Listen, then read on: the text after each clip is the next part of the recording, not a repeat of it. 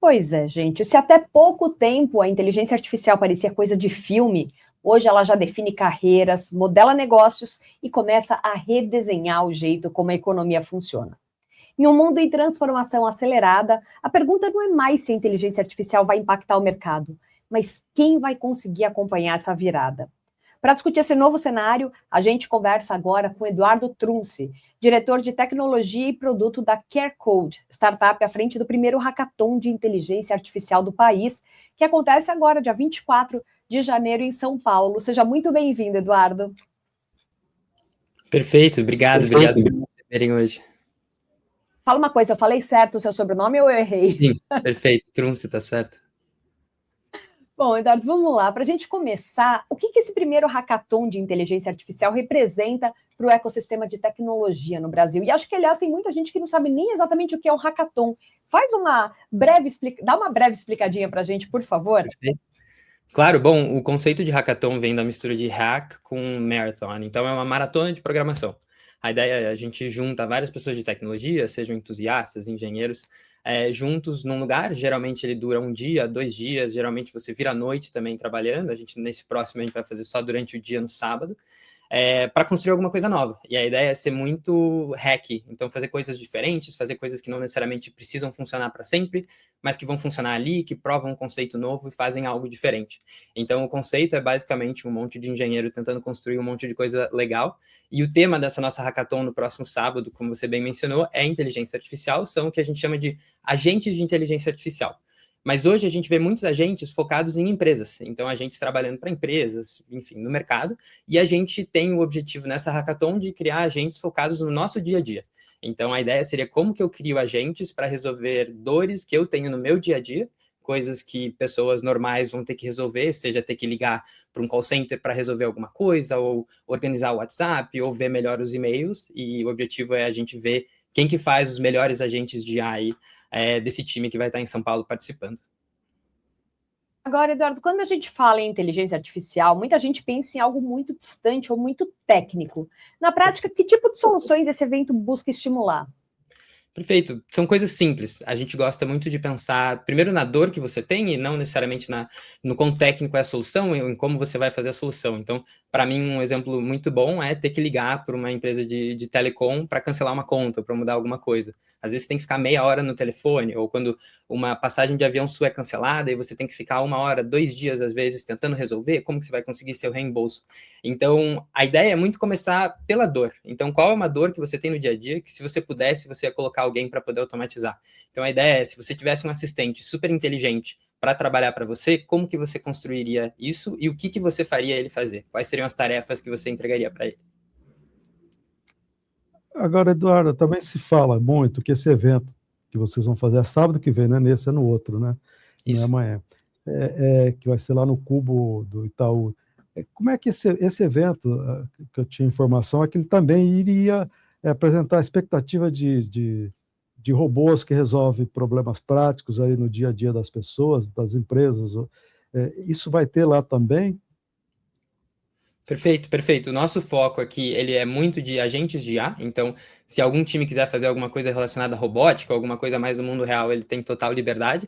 O nosso foco, geralmente, vai ser muito na parte de telefonema, de voz, de mensageria, de e-mails, de comunicação, no geral, e de atividades que você possa fazer no seu próprio espaço de trabalho ali.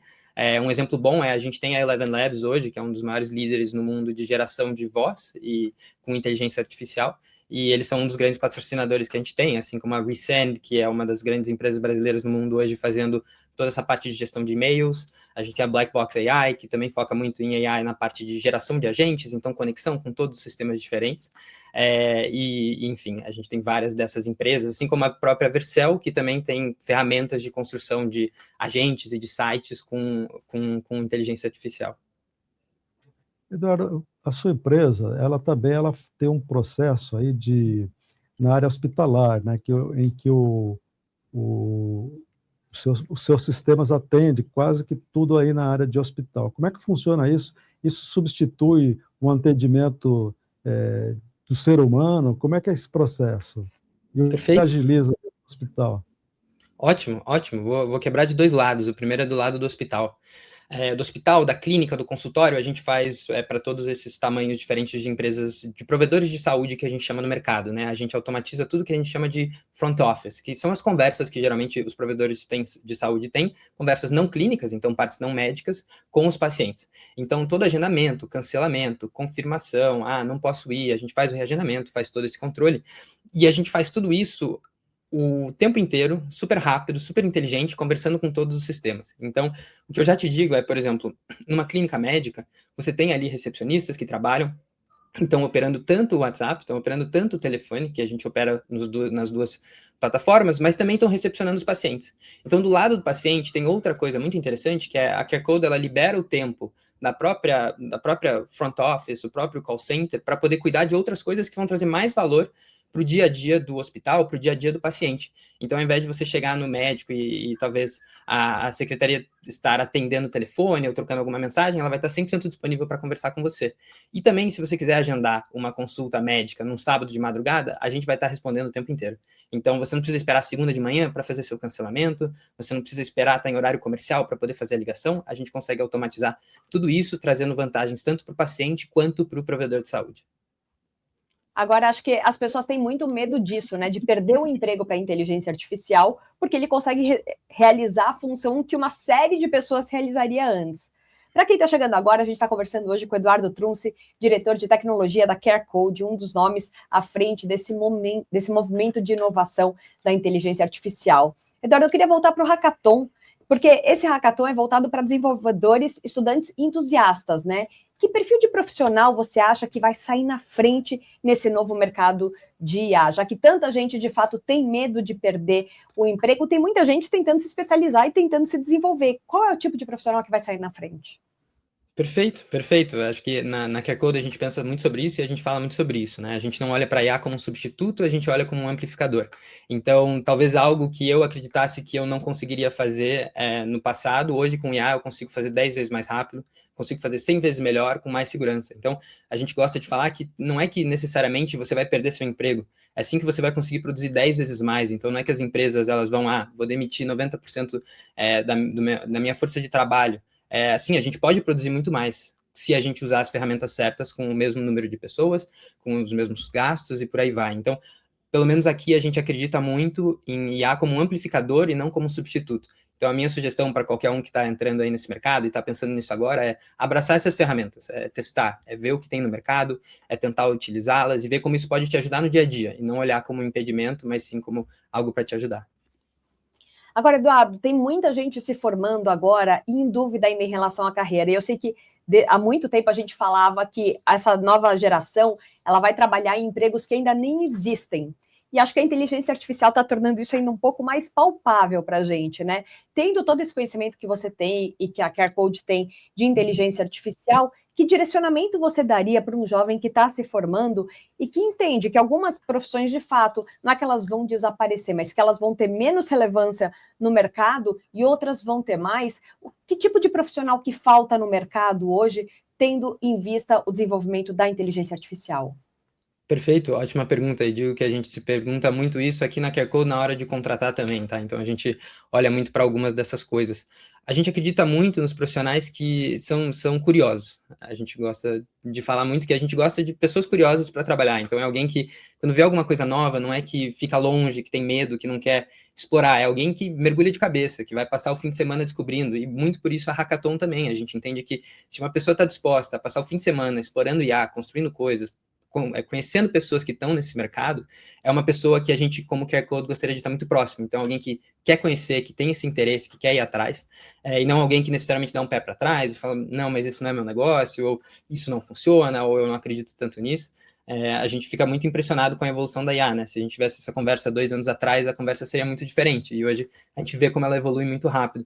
E ela está cada vez mais fácil para ser entendida e ser utilizada por pessoas não técnicas.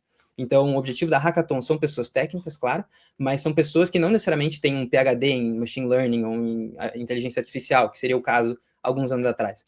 Hoje em dia, você consegue, com muito menos conhecimento e muito menos tecnicidade, vamos dizer assim, de carreira, já começar a construir essas soluções. Então, acho que a minha sugestão seria, de novo, ser curioso, testar coisa, explorar, e está à frente disso. Não precisa saber programar. Acho que essa é uma das mensagens que eu gostaria de deixar. Antes, para você trabalhar com IA, você precisava saber programar. Hoje em dia não é o caso. Tem muitas ferramentas que te permitem usar da inteligência artificial e desses espaços para amplificar seu trabalho, deixar seus workflows melhores, sem necessariamente saber programar super bem ou ter anos e anos de experiência no mercado.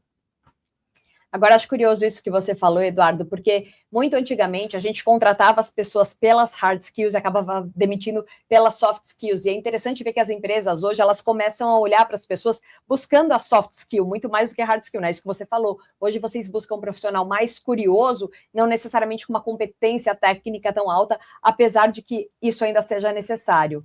Agora, tendo em vista tudo que a gente tem acompanhado desse desenvolvimento da inteligência artificial, existe uma preocupação crescente com regulação, com ética e com uso responsável, né, da inteligência artificial. Como é que esses temas entram na discussão do Hackathon? Perfeito. Ótimo questionamento. Eu acho que é algo que está na cabeça de todo mundo e ainda algo muito incipiente, algo muito a ser desenvolvido, por mais que algumas leis estrangeiras já controlem muito mais toda essa parte de proteção de dados. Todas as grandes plataformas provedoras de IA já têm grandes serviços de proteção de dados disponíveis. Então, a ideia de que suas respostas, sua conversa com IA sempre vai ser usada para treinar IA não é verdade. Todos esses são serviços que podem ser escolhidos, podem ser arrumados e por aí vai. Então, com certeza, vai ser um dos temas que vai aparecer na Hackathon. Acho que a outra vantagem de uma Hackathon é você trazer pessoas que trabalham com a mesma coisa numa sala e muitos desses assuntos super importantes vão aparecer lá. Então, é uma das conversas. Então, talvez daqui a uns 10 dias a gente possa ter uma conversa e trazer um pouquinho sobre o que a gente discutiu e aprendeu lá.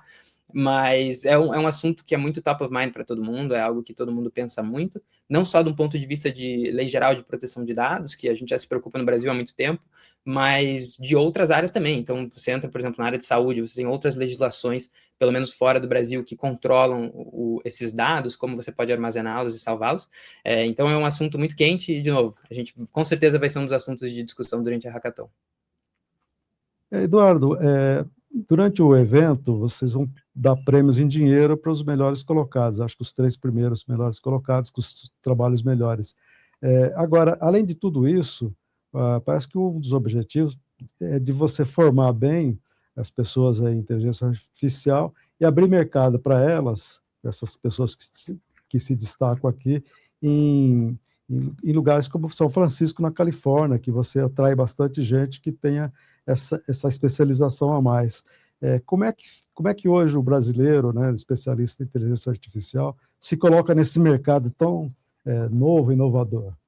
Perfeito, ótima pergunta. E durante a Hackathon, inclusive, um dos prêmios, como você mencionou, a gente vai ter muitos prêmios em dinheiro, em plataformas de IA e de créditos. Um dos prêmios vai ser um fast track para poder participar do processo seletivo do Puentes, que é um evento que a Antigravity, que é nosso co-host para essa Hackathon, tem algumas vezes ao ano em São Francisco, que leva alguns engenheiros latino-americanos para São Francisco para conhecer startups por lá e poder se posicionar como talvez um candidato bom para isso. Eu acho que uma coisa muito legal de comentar, que eu gosto muito do profissional brasileiro nesse sentido, a contexto, a QueerCode ela tem funcionários no mundo inteiro, mas o grosso deles são brasileiros, mesmo brasileiros fora do Brasil, o grosso aí dos funcionários da QueerCode são brasileiros, ou de alguma maneira conectados ao Brasil. O brasileiro tem uma característica muito legal, que é essa versatilidade, essa curiosidade, a gente brinca, não é nenhuma gambiarra, porque eu acho que gambiarra não é um termo tão positivo nesse sentido, mas tem a habilidade de fazer muito com pouco. E eu acho que nesse mundo de IA, a criatividade fala tudo. De novo, acho que a gente já bateu em curiosidade e criatividade algumas vezes aqui, e a gente foca muito nisso. E o brasileiro é um povo muito criativo. Então, essa é uma das grandes vantagens que a gente sente. Acho que hoje em IA, não é que nem 5, 6 anos atrás, que construir um aplicativo já era algo que era feito há 10 anos. IA, tudo é muito novo. Então, a gente vai falar de agentes de IA. Ninguém tem mais de 2 anos de experiência. Os primeiros que começaram a aparecer em nível industrial, em nível de mercado, são 2 anos atrás, 1 ano e meio atrás. Então, é tudo muito novo. E a gente tem muita coisa para explorar, muita coisa para testar. E isso do brasileiro, dessa curiosidade, dessa engenhosidade de construir ferramentas novas e novos métodos de trabalhar com essas coisas, é algo que chama a atenção do mercado como um todo. Então, a gente hoje tem grandes empresas fundadas por brasileiros no mundo inteiro. Acho que a Crew AI, que foi uma das grandes primeiras empresas de AI a aparecer aí, é fundada por um brasileiro, pelo João. Um dos nossos patrocinadores, inclusive, a Resend, foi fundada por um dos co-founders dele, é brasileiro, o Zeno. que, enfim, vão estar lá no evento com a gente, como representando a marca, grandes potências mundiais, então acho que o brasileiro não deve nada a ninguém nesse sentido. A gente com certeza tem muito dessa criatividade que o mercado busca hoje. Eduardo, eu sei que não tem nada a ver com a Hackathon, mas deixa eu te fazer uma pergunta mais técnica porque hoje em dia a inteligência artificial está crescendo, está ocupando tantos espaços, que tem também a parte ética, né, que se discute muito nesse processo, porque hoje em dia você pode usar a inteligência artificial para mudar, distorcer vozes, montagem de imagens diferentes e tal, até que recentemente surgiu aí o Grok, né, do Elon Musk, que foi usado para gerar imagens íntimas, mudar imagens íntimas sobretudo de mulheres, e foram colocadas no X, em que se desnudava essa mulher e tal, e aí tanto artificialmente e criminosamente. Como é que você vê essa questão? Você acha que ela tem que ter um controle mais rigoroso das autoridades e até mudança de normas técnicas nesse campo? Perfeito. Ótima pergunta. Não é meu campo de expertise, então talvez aqui seja mais uma opinião do que talvez uma opinião de um profissional expert nisso. Sim, novas regulações vão aparecer com o tempo, que nem a gente tem muito do sandbox regulatório no Brasil para várias novas tecnologias, quando você fala de fintech, quando você fala de seguros. Com certeza esse é um dos espaços que tem que ser explorado hoje no Brasil quanto à regulamentação, não só aqui como no mundo todo, e já tem várias iniciativas super interessantes olhando para isso mundo afora.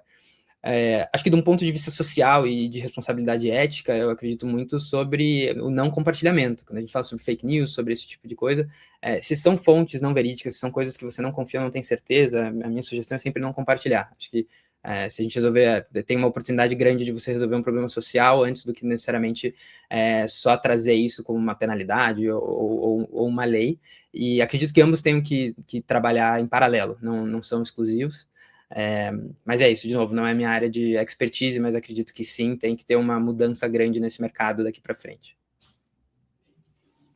Dentro dessa mesma linha aí, hoje o presidente Lula disse lá no Rio de Janeiro que ele está muito preocupado com a possibilidade de ter fake news na campanha eleitoral, em função disso que eu te falei, né, de mudar situações, de mexer em imagens e tal, e aí você acha que isso aí pode influenciar negativamente numa campanha eleitoral, esse uso indevido de imagens provocadas pela inteligência artificial, produzidas pela inteligência artificial? Perfeito. De novo, não é minha área de expertise, mas acredito que algum impacto com certeza tem. Acho que vai muito de uma responsabilidade dos próprios veículos de mídia e dos grandes portais no Brasil de verificarem os dados, né?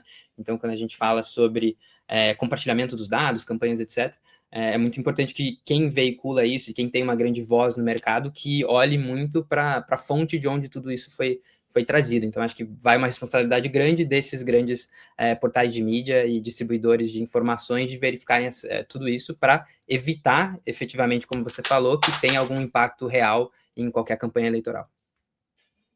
Agora, Eduardo, olhando para frente, que tipo de impacto um evento como esse pode ter na formação de talentos e na criação de soluções aplicadas ao dia a dia das empresas e da sociedade?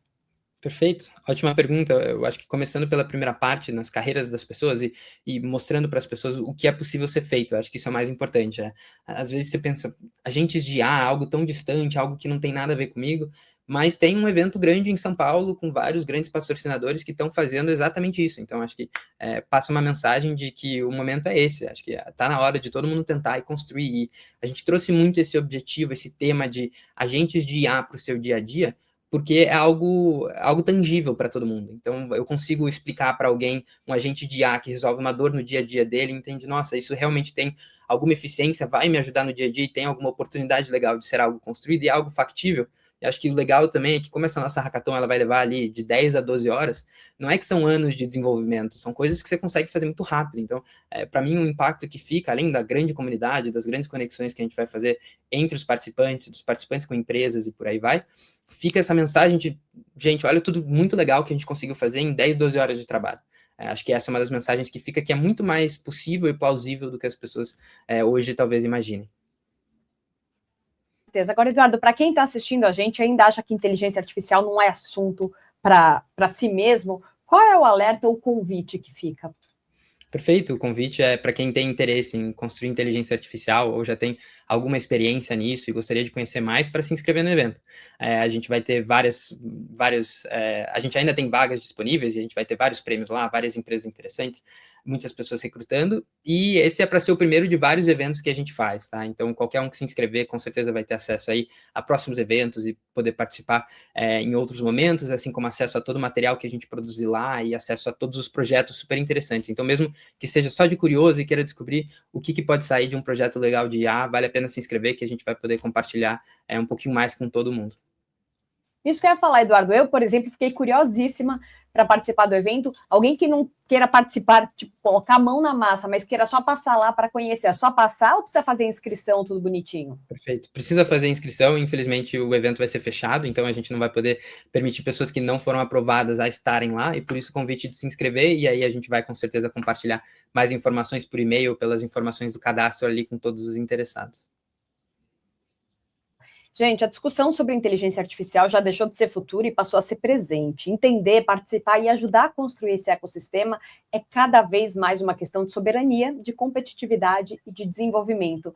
Eduardo, eu quero agradecer muitíssimo a sua participação e te desejar um excelente hackathon agora no dia 24. Eu que agradeço. Muitíssimo obrigado.